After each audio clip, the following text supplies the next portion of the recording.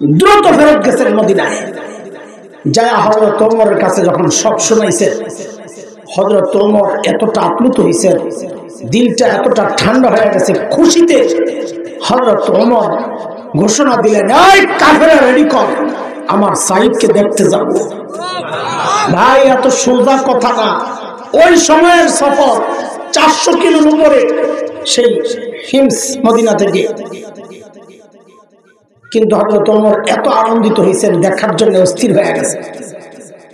সাইয়েদনা ওমরের কাফেলা যখন হিমসে ঢুকে, গোটা হিমস যেন ভেঙে পড়ে। চারদিক থেকে হাজারো মানুষ ছোটে ছোটে আসছে। কেন হারি? মদিনা থেকে আমাদের আমিরুল মুমিনিন আসছেন, আল্লাহর নবীর শ্রেষ্ঠ সাহাবী ওমর ইবনুল খাত্তাব আসতেছেন এক নজর দেখার জন্য। হযরত ওমর বসা, পাশে সাঈদ ইবনে আমির। সাইয়েদনা ওমর চিন্তা করলেন, সাঈদকে আমি তো ভালো জানি, কিন্তু জনগণ কি বলে? অনেক সময় দেখা যায় নেতার কাছে নেতা ভালো, কিন্তু পাবলিক দেখতে পারে না। সাইয়েদনা ওমর ডাক দিয়ে জিজ্ঞেস করলেন, এই হিমসের মানুষ, তোমাদের গভর্নরের বিরুদ্ধে কারো কোনো অভিযোগ আছে? থাকলে দাঁড়ায় যাও। বাপরে বাপ, 6-7 মাস আগে আপনাদের এলাকায় আইসা যদি কেউ জিজ্ঞেস করতো, এই তোমাদের নেতার বিরুদ্ধে কারো কোনো অভিযোগ আসেনি, আপনারা কি করতেন? মাথাটারে নিচের দিকে দিয়া বলতেন, না না দাঁড়াবো না, অভিযোগ আছে কিন্তু দাঁড়াবো না। কেন? এখন দাঁড়াইলে সকালে শুয়ে পড়া লাগবে। ঠিক নি কথা? ঠিকটা ওজোরে বাইরে হয় না, এমন ডর ঢুকছে। আরে নাই তো বরং কি করবে? আল্লাহ আল্লাহ আল্লাহ, মাশাআল্লাহ। হযরত ওমর যখন বললেন কারো অভিযোগ থাকলে দাঁড়ায় যাও, লাভ দিয়ে বুড়া দাঁড়ায় গেছে। আছে বাপরে বাপ, সাহস কি দেখছেন? দেখা দেখি আরো 3 জন দাঁড়ায় গেছে। হযরত ওমর তো অবাক, কিরে কারে দেখতে আসলাম, ওর বিরুদ্ধে দেখি অভিযোগের শেষ নাই। দাঁড়াইছে যেহেতু জিজ্ঞেস তো করা লাগে, কেন দাঁড়াইছে বলেন, আপনার কি অভিযোগ? প্রথম জন দাঁড়ায় দিছে মারাত্মক এক অভিযোগ, বলে আমিরুল মুমিনিন, আমাদের গভর্নর মাসে একদিন অফিসে আসে না। মাসে কয়দিন? কয়দিন? মাসে বলে একদিন আসে না অফিসে, এটা হলো অভিযোগ। আর আমরা তো সপ্তাহে ছুটি কাটাই 2.5 দিন, তাও মাঝে মাঝে হাজিরা দিয়ে আবার গায়ে হয়ে যায়। কথা ঠিক কিনা কোন? হযরত ওমর তো রাগ হয়ে গেছে, সাঈদ জবাব দাও, কেন তোমাকে মাসে একদিন পায় না জনগণ? কেন? আল্লাহর নবীর সাহাবী আসামের কাঠগড়ায়, ধনী এলাকার গভর্নর, সময়ের সেরা ধনী হওয়ার কথা, ঠিক না? তিনি দাঁড়ায় জবাব দিচ্ছেন, কেন মাসে একদিন অফিসে আসে না? বলে আমিরুল মুমিনিন, আপনি তো জানেন আমি গরিব মানুষ। এই যে আমার গায়ে 2 টুকরা কাপড় দেখছেন, একটা লুঙ্গির মতো করে পরা, আরেকটা চাদরের মতো করে জড়ানো। আমিরুল মুমিনিন, আমার না এই 2 টুকরা কাপড় ছাড়া আর কোনো কাপড় নাই। বলে আরে মাসে অফিসে একদিন কেন আসো না, সেটা না বলবা? বলে 1 মাস এই 2 টুকরা কাপড় পরতে পরতে পরতে পরতে দুর্গন্ধ হয়ে যায়, নিজেরও কষ্ট হয়, আমার কাছে যারা আসে ওদেরও কষ্ট হয়। তাই মাসে একবার উপরেরটা ধুইয়া দেই, শুকায় গেলে নিচে পরি, নিচেরটা ধুইয়া দেই, শুকায় গেলে উপরে পরি। আমিরুল মুমিনিন, এই কাজটা করতে করতে আমার একটু দেরি হয়, বেলা একটু উপরে উঠে যায়। আমি আসি না এই কথা ঠিক না, আসি একটু দেরি হয়। উনি হয়তো সকাল সকাল এসে আমাকে না পেয়ে ভেবেছেন আমি আসি না, না না আমি আসি একটু দেরি হয়। হযরত ওমর তো বুঝছেন অভিযোগের ধরন কি। দ্বিতীয় জন বলেন, আপনার কি সমস্যা? বলে, ও আল্লাহ, দ্বিতীয় জনের অভিযোগ তো আরো মারাত্মক। কি বলে? আমিরুল মুমিনিন, আমাদের গভর্নরের দিনে তো পাই, রাতে আর খুঁজে পাই না। কি ডিউটি লইছে ওনারে, রাতেও সময় দেওয়া লাগবে। তারপরে হযরত ওমর রাগ হয়ে গেছেন, সাঈদ জবাব দাও, কেন তোমাকে রাতে পাওয়া যায় না? কি করো? আল্লাহর নবীর সাহাবী আসামের কাঠগড়ায় কাচুমাচু হয়ে জবাব দিচ্ছেন, আমিরুল মুমিনিন, এটা তো প্রকাশ করার ব্যাপার ছিল না, একান্ত বিষয় ছিল, কিন্তু এখন প্রশ্নের মুখে পড়ে গেছি, না বলেও তো পারছি না। আমিরুল মুমিনিন, কেন আমাকে রাতে পাওয়া যায় না? কাসামতু হায়াতি বাইনা রাব্বি ওয়া বাইনা ইবাদি। আমিরুল মুমিনিন জীবনটারে দুইটা ভাগ করছি। এক ভাগ রাতটা আমি আমার মালিককে সময় দেই, দিনটা মালিকের বান্দাদেরকে সময় দেই। কোথায় তারা, কোথায় আমরা? মালিককে টাইম দেওয়ার সময় আমাদের হয় না। দুনিয়ার সবাই টাইম পায়, সংসার, পরিবার, নেতা খেতা যা আছে, এমনকি ফেসবুকও আমার হায়াতের টাইম পায়, ইউটিউব পায়, খেলোয়াড় পায়, গায়ক গায়িকা পায়, নায়ক নায়িকা পায়। পায় না কেবল আমার মালিক। মালিককে টাইম দেওয়ার সময় আমাদের হাতে নেই, ব্যস্ত আমরা। এরে জালিম, আমি আর তুমি ছাড়া দুনিয়ার সব মালিককে টাইম দেয়। ওই একটা গাছের দিকে তাকায় দেখো না, কি মনে হয় গাছটা বুঝি এমনি দাঁড়ায় আছে? না না না, ওই গাছটাও দাঁড়ায়া দাঁড়ায়া মালিকের তাসবিহ পড়ে। যে কুকুরটাকে নিকৃষ্ট প্রাণী মনে করে তাড়ায়া দেয়, ওই কুকুরটাও রুকুর হালতে মালিকের তাসবিহ পড়ে। যে পোকামাকড় গুলো পায়ে দলে মেরে ফেলি, ওই পোকামাকড় গুলো সেজদার হালতে মালিকের তাসবিহ পড়ে। আহারে পড়ি না কেবল আমি আর আপনি, কারণ আমাদের হাতে সময় নাই। সময় বন্ধু একদিন আসবে, কসম আল্লাহর, সেদিন শুধু চিৎকার করে করে কানবার বলবো, ইয়া লাইতানি কদ্দামতু লিহায়াতি। আহারে সময় মতো যদি একটু পুঁজি বানায় আসতাম, তাই তার আমল নামাটা বাম হাতে লওয়া লাগে না। বলে বাম হাতে তো দেন দেন, আবার সামনে দিয়াও না। বলে হাতটারে ঢুকা কলিজার ছিদ্র করে পিছনে নিয়ে পাত। যে আমল নামা বাম হাতে পিছনে দেওয়া হবে, এখন তো চোখ সামনে, এখন তো দেখাও যায় না। তো আযাবের ফেরেশতারা ঘাটদারে মটকায়া পিছনের দিকে দিয়ে দিবে, দেখ তোর আমল নামা। আমল নামাটা দেখাই একটা চিৎকার দিয়ে বলবে, ইয়া লাইতানি লাম উতা কিতাবিয়া। আহারে আমল নামা যদি আমারে না দেওয়া হইতো, ওয়ালাম আদরি মা হিসাবিয়া, আমার হিসাব কি হবে আমি তো জানি না। ইয়া লাইতাহা কানাতিল কাদিয়া, মৃত্যু পর্যন্তই যদি সব শেষ হয়ে যেত।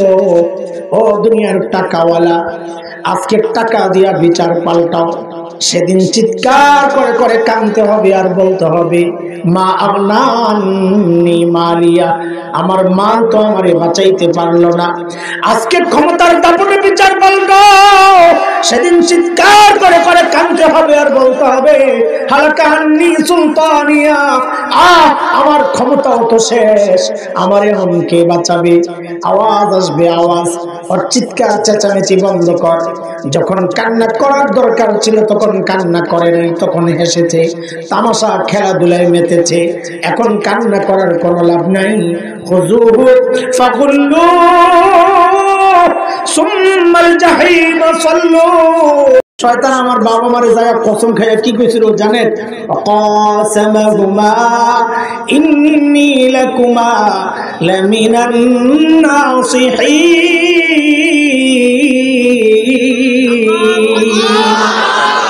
আল্লাহর কসম খায়া কয় আমি আপনাকে হিতাকাঙ্ক্ষী, আমার গুরু বুঝেন না। সুবহানাল্লাহ। শয়তান যার হিতাকাঙ্ক্ষী হয় তারও শত্রু লাগে, ভারত যার বন্ধু হয় তারও শত্রু লাগে না। কথা বলে হুদায় আমগরে আপনাদের বকওয়াস কথা শোনাইছে, আমগরে চিনি দেয়, আমগরে কি দেয়, পেঁয়াজ দেয়, আলু দেয়, গরু দেয়। সুবহানাল্লাহ।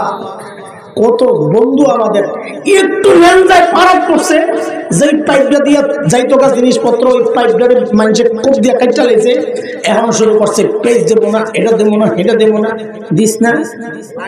তোকে পেজ না এলে কি আমগো আম্মাই শিখাইয়া গেছে, পেজ ছাড়াও তরকারি রান্না যায়। ঠিক কথা, লাগবো না তোকে পেজ, খা তোরা। যে কয়দিন আনা বন্ধ রাখছি, এখন দেখি বস্তার সামনে লয়ে বয়া বয়া কান্দে। দাদা কি খবর? খবর ভালো যাচ্ছে না দাদা, বাংলাদেশিরা তো পেঁয়াজ দিচ্ছে না দাদা। এখন খাও, সেই খাওয়ানোর কলিজাও নেই, কান জুসের হাড্ডি সবজি, কিপটা হার কিপটা, বাইরে বাইরে কিপটার কিপটা। উদাহরণ মানুষ এমনি বানাইছে, দুপুর বেলা গেছে ভাইয়ে বোনের বাড়িতে বেড়াইতে, কলিং বেল টিপে টিপে দরজা নক করে, বোন তো কথাও কয় না, দরজাও খোলে না। ভাই বুঝছে কাহিনী কি, জানার কাছে যায় বলে দিদি আমি কিন্তু খেয়ে আসছি। দিদি বেজার থেকে বলে আগে বলবি না,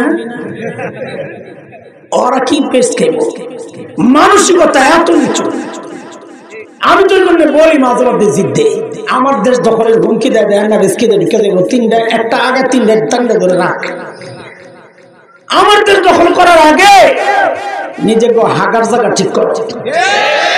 এখনো রাস্তাঘাটে মলমূত্র ত্যাগ করে ফেলা, বিশ্বাস করেন না, নিজের চোখে দেখছি। আমি যখন কলকাতা থেকে ভারত ইন্ডিয়াতে যাব, দেওবন্দ মাদ্রাসায় যাব, লম্বা সফর 33-36 ঘন্টার মতো, তো সারাদিন খালি দৃশ্য দেখি, কোন এলাকা কেমন, এত এলাকা খালি পাল্টায়, এক একটার এক এক রকম দৃশ্য। তো সকাল হইলেই একটা কৌতূহল আসতো, নতুন কোন এলাকায় এসে, ওই যে প্ল্যাটফর্মে সাইনবোর্ড দেওয়া থাকে নাম লেখা, ওই দেখতাম কোন এলাকায় এসে। তো হায় সকালবেলা জানালার কাছে গেলেই লজ্জায় মুখ ফিরায় নেওয়া লাগতো। কেন? রেল লাইনে সব লাইন ধরে বয়ে রয়েছে ফ্যামিলি প্যাকেজ, বুড়া জুয়ান নারী পুরুষ গুড়া গাড়া যা আছে চিকুন বোতল একটা লইয়া বয়ে রয়েছে। বেডিরা ইজ্জত রক্ষার্থে সামনে দিয়া কাপড় ডানের টাইনা রাখছে যেন মান ইজ্জত রক্ষা হয়, পিছন দিয়া খালি কাম সারতেছে। ওরা বলে আমরা দেশ দখল করবো, কর্ম দেহি খারবা। আমি বলি ঢুকা যা, সাহস করে একটু ঢুকা যা, খেলা হবে ইনশাআল্লাহ। ছোটবেলা থেকে যে জিহাদি চেতনা লালন করছি, তোরা না ঢুকলে তো সেটা বাস্তবায়নের সুযোগটা পাচ্ছি না। ঢুকা যা, আর আমার দেশকে দখল করবি। আমরা তো স্বপ্ন দেখি ভিন্ন কিছু, আলহামদুলিল্লাহ আমাদের স্বপ্ন বাস্তবায়ন হওয়া শুরু হয়ে গেছে। তাকায় দেখো, সিরিয়ায় কালিমার পতাকা উঠে গেছে, আফগানিস্তানের কালিমার পতাকা উঠে গেছে। আমরা স্বপ্ন দেখছি ইনশাআল্লাহ খুব শিগগির দিল্লির লালকেল্লায় আবারও কালিমার পতাকা পথ করে উঠবে ইনশাআল্লাহ।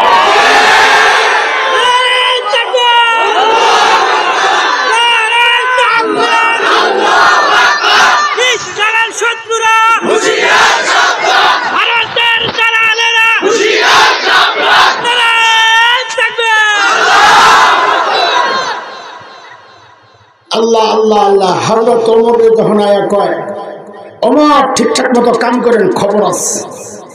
আমাদের দেশের নেতারা যদি হইতো এমন, যদি কেউ আয়া কইতো ঠিক মতন কাম করে, খবর আছে, কোন রকম ওরে বিদায় করে গোয়েন্দা সংস্থার ডাক দিয়ে কইতো তেল বেড়ে গেছে, ওরা আয়না করে ঢুকা। ঠিক নি কথা? কিন্তু তিনি তো ওমর, তিনি কি ওমর? ওমর তো খুশি হয়ে গেছে, আরে এই লোক তো আমার দরকার, অনেস্ট এমন সৎ আমার দরকার।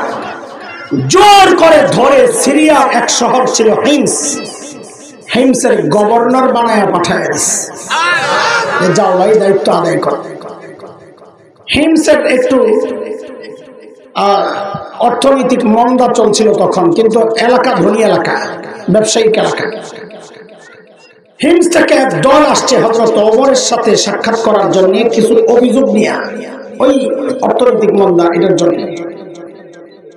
হযরত ওমর তাদেরকে বললেন তোমরা একটা কাজ করো, হিমসের গরিবদের একটা লিস্ট দাও আমারে, আমি বাইতুল মাল রাষ্ট্রীয় কোষাগার থেকে তাদের জন্য কিছু বরাদ্দ দিয়ে দিই। বেটারা সুযোগ পাইয়া লিস্ট একটা করছে লম্বা, নিয়ে হযরত ওমরের কাছে জমা দিয়েছেন ফুকারা ও হিমস, হিমসের গরিবদের লিস্ট। হযরত ওমর লিস্টটা হাতে নিয়ে অবাক হয়ে তাকায় আছেন। কেন? দেখেন যে লিস্টের শুরুর দিকেই হিমসের গভর্নর সাঈদ ইবনে আমের আল জুমাহির নাম। সাঈদের আমর জানতে চাইলেন আমি এরকম ফাঁকে এরকম কি ব্যাপার, তোমাদের গভর্নর বুঝি গরিব মানুষ? হিমসের লোকেরা জবাব দিলেন বালা আমি অরুণা আফকরুনা, আমাদের গভর্নর শুধু গরিব না, হিমসের মধ্যে সবচাইতে গরিব। আয় আল্লাহ, এই খবর শুই না হযরত ওমরের হৃদয়টা ঠান্ডা হয়ে গেছে খুশিতে।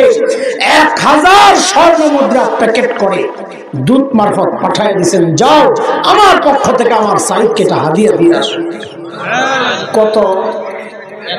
1000 কি স্বর্ণের মুদ্রা? 1000 বুঝের কিছু হিসাব? সুবহানাল্লাহ। 1 স্বর্ণ মুদ্রা বাংলাদেশি মানে হিসাবে যেটা আর কি গ্রামের হিসাবে হানাফি মাযহাব মতে 3.2 গ্রাম, তার মানে 3.5 পয়সা এক ভরি হয় কাছাকাছি। তাহলে 1000 স্বর্ণ মুদ্রা মানে 350 ভরি, 1 লাখ টাকা করে ভরি হইলেও তো 3.5 কোটি টাকা। 1 লাখ তো নাই, বেরিয়ে কপাল বলছে তো 1.5 লাখ টাকা। সুবহানাল্লাহ। এই বিশাল অঙ্কের হাদিয়া যখন হযরত সাঈদের কাছে পেশ করা হয়েছে, আরে দুনিয়া বিমুখতা কাকে বলে দেখেন। হযরত সাঈদ প্যাকেটটা খুলি যখন বুঝলেন এই বিশাল অঙ্কের হাদিয়া তার জন্য, তিনি সাথে সাথে প্যাকেটটাকে ছুঁড়ে মেরে চিৎকার দিয়ে বলে উঠলেন, ইন্না লিল্লাহি ওয়া ইন্না ইলাইহি রাজিউন। কি বলছেন? হাদিয়া পাইলে ইন্না লিল্লাহ পড়ার কথা না আলহামদুলিল্লাহ। আপনারা কি পড়তেন জানি না, আমার ইমানের যে অবস্থা, এমন একটা পোটলা যদি পাইতাম রে ভাই, লাভ দিয়ে ভিতরে যেতাম না। বউরে কইতাম আলহামদুলিল্লাহ পড়ো, আমিও পড়তাম আলহামদুলিল্লাহ, খতম সারি করতাম। বিশ্বাস না হলে দিয়ে দেখেন না। আল্লাহর নবীর সাহাবী কি করছে, এমন ভাবে ইন্না লিল্লাহ পড়ছে, ভেতর থেকে বই গেছে ডরাইয়া, কিরে মদিনা থেকে দূত আসছে, না জানি কোন দুঃসংবাদ নিয়ে আসছে, আল্লাহই জানে। সাথে সাথেই জানতে চাইলেন, আকুতিলা উমর ইবনুল খাত্তাব, কি ব্যাপার এইভাবে ইন্না লিল্লাহ কেন পড়লেন? হযরত ওমর বুঝি শহীদ হয়ে গেছে। হযরত সাঈদ জবাব দেন, না না, ঘটনা তা না, বরং তার চেয়েও মারাত্মক, তার চেয়েও। বিবি আবার জানতে চাইলেন, আকুতিলাল মুসলিমুনা ফি মারিকা, তাইলে কি কোন যুদ্ধে মুসলমান ব্যাপকভাবে শহীদ হয়ে গেল কিনা? এইভাবে ইন্না লিল্লাহ কেন পড়লেন? হযরত সাঈদ জবাব দেন, না না, ঘটনা তাও না, বরং তার চেয়েও মারাত্মক। বউ কয়, তার চেয়েও মারাত্মক ঘটনা কি হবে? আরে না জানি আমার জামাইয়ের কল্লাটা নিতে বাড়াইছে। আরে বলেন না, আমার তো কলিজা শুকায় যাচ্ছে, কেন এইভাবে ইন্না লিল্লাহ পড়লেন? আল্লাহ আল্লাহ আল্লাহ। হযরত সাঈদের জবাবটা দোস্ত, কিয়ামত পর্যন্ত যদি কেউ জাহেদ হতে চায়, দুনিয়া বিমুখ হতে চায়, সাইনবোর্ড হিসাবে ছোট্ট জবাবটারে সামনে রাখলে তার জন্য কাজ চলা সহজ হয়ে যাবে করা। কেন তিনি কি বললেন, কেন ইন্না লিল্লাহ পড়ছেন? হযরত সাঈদ বলতেছেন, উদখিলাত আলাইয়া দুনিয়া লিতুফসিদা আখিরাতি, আরে আমার ঘরে দুনিয়া ঢুকায় দেওয়া হয়েছে আমার আখিরাতকে বরবাদ করার জন্য। সাথে সাথে বিবিকে বললেন, আমি চাই মদিনার দূত আমার ঘরে থাকতে থাকতে এই 1000 স্বর্ণ মুদ্রা হিমসের গরিবদের মধ্যে বিলায়া দিবা। কি বুঝলেন? শাসকের মধ্যে যদি দিনদারি থাকে, ইমানদারি থাকে, তো নিজের বরাদ্দের টাকাটাও জনগণকে দিয়ে দেয়। আর শাসকের মধ্যে যদি দিনদারি না থাকে, তো জনগণের বরাদ্দের টাকা মাইরা বিদেশ যায় বাড়ি বানায়। ঠিক কিনা বলেন? বউরে যখন কইছে সব দিয়া দাও, বউ তো আর আমাদের বউ না। আচ্ছা আপনাকে বউ ভালো, আমি যে সিপা দিয়ে আইছি, কোন বিপদে পড়ি, আমার ডারুপি দিয়ে আইছি, আর কাছে নাই। আমার বউরে যদি কইতাম সব দিয়া লাও, একটা ভেজকি যে খাইলা মিলে যাবে, সব দিয়া লাইব, বুঝুন কি দেখা। বেশি চাপাচাপি করলে কইতো কি 2 ভাগ করেন, অর্ধেক আপনার অর্ধেক আমার। আমারটা থাক, ঘরে কত কাজ আছে, আপনি একটা দিয়ালাম, অনেক সহজ। কিন্তু বউ তো আর হাসান জুয়েলের বউ না রে, বউ তো সাহাবীর বউ। কার বউ? কার বউ? বলা ভাই শোন শোন, মা ফাঁকিতে একটা মুরব্বী হিসাবে একটা পরামর্শ দিয়ে যাই। অনেক পোলা ভাই আমার লোকের দেখা সাক্ষাৎ করে, তো আমরা তো জুমা পড়াই, তো সাধারণ মানুষের দেখা সাক্ষাৎ হয় খুব। বিশেষ করে জোয়ান পোলা ভাই আমার কাছে একটু বেশি আসে, বুড়া কাছে যাইতে ডরায়, বড় হুজুর কাছে। অনেক সময় দেখি পোলা ভাই খালি কয়, হুজুর একটু তাবিজ টাবিজ আর কোনো ব্যবস্থা কি যে বউ পাই না, বউ খুঁজতেছে, বিয়ার লেগে পায় না। আমি পাবো ঠিকা, তুই নিজে 2 নম্বর আর বউ তালাশ করে রাবেয়া বসরিয়া। আকসার পোলাবেন, অধিকাংশ পোলাবেন এখন এই অবস্থা, নিজে 2 নম্বর, বউ খুঁজবে রাবেয়া বসরিয়া। আল্লাহ কি জালেম রে বেটা, তোর মতন 2 নম্বরের কাছে রাবেয়া বসরিয়ার মতো নেককার মেয়েটারে পাঠায় হবে ঠকাবে। তুই 2 নম্বর বউ তালাশ কর, 2 নম্বর দেখবি বউয়ের অভাব নাই। এই জন্য বিয়ের সময় কাজে লাগবো একটা পড়া মুখস্থ করে রাখ। যারা বিয়ে করস নাই তারা আমার সাথে সাথে বলবি, শরম লাগলে মাথাটা নিচে দিয়ে বলবি। বল সবাই, জেসকার লগে তেসকা। হাসে, বড় মুখস্থ করবো, হাসে। বিয়ের সময় কাজে রাখবো, শেষের সময় আমার লাগে ঠিকই দোয়া করবা। কর জেসকার লগে তেসকা, জোরে কর। হ্যাঁ, ওই যে একজনের এটা কুইসারে কয় সুটকির লগে বেগুন। আমি হ্যাঁ, তোমারটাই ঠিক আছে। এটা আমার কথা না, এটা কোরআনের কথা। সূরা নূরে আসছে, তালাশ করে দেখেন আল্লাহ কি বলে। আল খাবিসাতু লিল খাবিসিনা ওয়াল খাবিসুনা লিল খাবিসাত আত-তাইয়িবাতু লিত-তাইয়িবিনা ওয়াত-তাইয়িবুনা লিত-তাইয়িবাত উলাইকা মুবাররাউনা মিম্মা ইয়াকুলুন লাহুম মাগফিরাতুন ওয়া রিজকুন কারীম। এই আয়াতের সংক্ষেপ তরজমা যদি করি তো এটাই বেরিয়ে জেসকার লগে মন থাকবো তো ইনশাআল্লাহ। ঠিক আছে, চলেন। জেসকার লগে তেসকার, এটা উদাহরণটা ভালো করে বুঝ। এই যে মুরব্বীরা আমার ডানে পাশে, আমার বাবাজিরা, বা আমরাও বিয়ের সময় আমরা নিজেরা দেখতে যাইনি, মা বাবা দেখবে বাস, আমি তো দেখি নাই। তো ওই সময় যদি দেখতে যাইতো তো যাইয়া মেয়েরে কি জিজ্ঞেস করতো? সূরা কালাম জিগাইতো, গোসলের ফরজ, ওযুর ফরজ, এই জিগাইতো, ঠিক না? তাও তো মায়েরা দিনদার ইমানদার, তাও জল দিতে পারতো না। আগের মেয়েরা অত লাজুক ছিল। আমার এক ওস্তাদ গেছে, নিজে বলতে গল্প, কয়েকটা লাজুক মেয়ের খবর পাইছি। চিন্তা করলাম, লাজুক মেয়েরা, বিয়ের মধ্যে লাজুক মেয়ে ভালো। পোলাপাইন তো খোঁজে খালি স্মার্ট। কি স্মার্ট বিয়ে করে কদিন পরে আয় হুজুরের কাছে, হুজুর একটা তাবিজ লাগবো। কি এর তাবিজ? করবো না রে, স্মার্ট বিয়ে করছো, এখন স্মার্ট জুতার বাড়ি। শয়তান। বিয়ের মধ্যে দেখবা লাজুকতা, মেয়ের সৌন্দর্য, এটা লাজুকতা। যে মেয়ের লাজুকতা নাই, রাস্তায় ভ্রমণ করে হাঁটে, এটা শয়তান, ঠিক কিনা? ওটা মায়ে না, এটা কি বেড়া, বেড়া, সুল্লা বেড়া। তো হুজুর গেছে বিয়ে করতে, তো চিন্তা করছে, আরে কোন কষ্ট করলে আটকায় গেলে শরম পাইবো, আমার মা আর বোন আসছে, ওরা যদি না না কিচ্ছু পারে না, বিয়ে হইব না। তো হুজুর মনে মনে নিয়ত করে রাখছে, সবচেয়ে সহজ একটা প্রশ্ন করবো, যা করে আল্লাহ। তো যা জিজ্ঞেস করছে, ফজরের নামাজ কয় রাকাত? চিন্তা করছে, এই যা কি আর ভেজাল লাগবো, 2 রাকাত সুন্নত, 2 রাকাত ফরজ, নফল নাই, বিতির নাই, কিচ্ছু নাই, যা। তো জিজ্ঞেস করছে ফজর নামাজ কয় রাকাত? বউ বলে কয় 12 রাকাত। হুজুর কয় মনটাই খারাপ হয়ে গেল, না জানি আম্মায় কই এই মায়া বিয়ে করাবো না, কিছু জানে না। তার আম্মা হেসে দিছে, মেয়ে মানুষ বুঝছে। পোলারে কয়, হুজুর বলে আম্মা আমারে বলে, রে বাবা এটার এই বিয়ে করাবো, লাজুকের শেষ। আলিমের মায়া বুঝে জানে না ফজর নামাজ কয় রাকাত, বাড়ি সব ভুলে গেছে। তো বিয়ের পরে হুজুর ধরছে, জিজ্ঞেস করছে, এই 12 রাকাত কইছো, কি হিসাবে? হিসাব দাও। তো বউ কি কয়, আমি তো 12 রাকাত কইছিলাম, আমার জায়গায় আপনি হইলে 20 রাকাত কইতেন। আগের মানুষ ছিল এত লাজুক, কথা বলে। আর এখন বিয়ে করতে যায় কোলা ভাই, ওই যে শুনছি বিশ্বকাপের সময় যায় বলে জিগা, হে কোন দলের সাপোর্ট করো? এই প্রশ্ন করা ঠিক আছে নি? এই কিছুই বুঝে না এতক্ষণ। আরে ঠিক আছে, কেন অপ্রশ্ন করে যাই না লোক? ওই যে একটা খবিস, ওর লগেরটাও খবিস পড়ে কিনা, এটার নাম হলো জেসকার লগে তেসকা। বুঝে আসছে না? এটা আল্লাহ বউরে যখন কইছে সব দিয়া দাও, বউ সাথে সাথে নিয়ে সব দিয়া দিচ্ছে। দুধ এই কারবার দেখা বলে, হায় কই আসলাম, এরা মানুষ না ফেরেশতা?